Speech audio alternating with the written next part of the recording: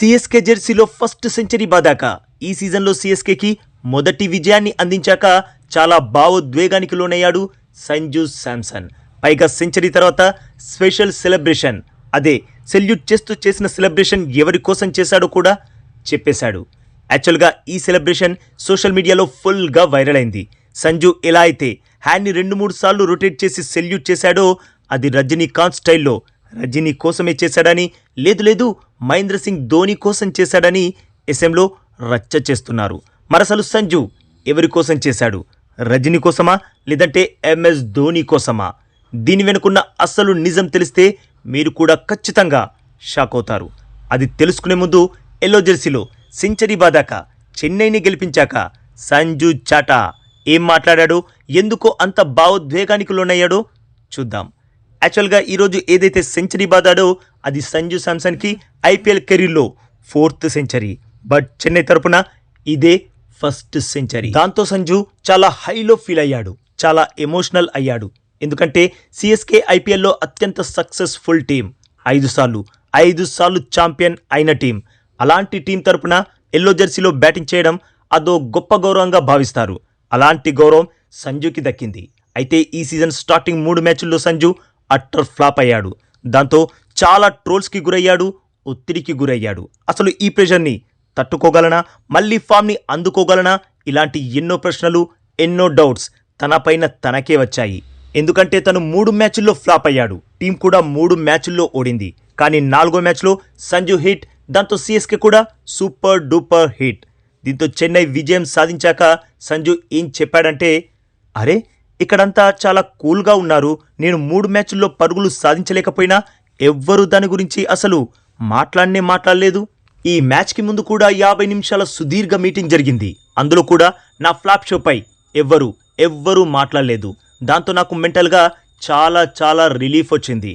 అందుకే ఒకటి ఫిక్స్ అయ్యా, నేను ఆడకపోయినా నాకు చాలా గౌరవం ఇచ్చారు. చెన్నై ఫ్యాన్స్ ఎంతో ప్రేమ చూపించారు.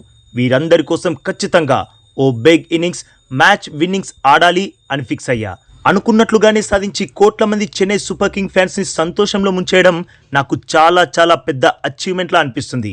చెన్నై టీంకి మొదటి విజయాన్ని అందించడం నాకు చాలా పెద్ద విషయంలా అనిపిస్తుంది.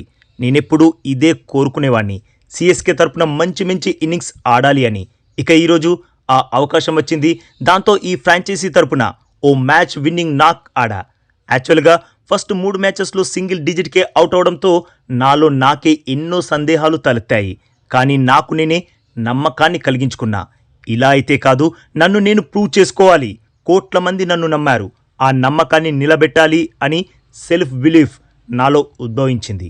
ఇక ఈ మ్యాచ్లో ప్రూవ్ చేసుకునే అవకాశం వచ్చింది. సత్తా చాటాను, చెన్నైని గెలిపించడంలో నా వంతు పాత్ర పోషించాను. ఇలానే టాప్ నాక్స్ ఆడుతూ సిఎస్కేని గెలిపిస్తూ ఛాంపియన్ని చెయ్యాలి అని ఉంది అన్నాడు. ఆ తర్వాత తనని అడిగారు, మీరు సెంచరీ తర్వాత రజనీ స్టైల్లో చేయి తింపుతూ సెలబ్రేషన్ చేసుకున్నారు కదా, అది ఎవరి కోసం చేశారు అని.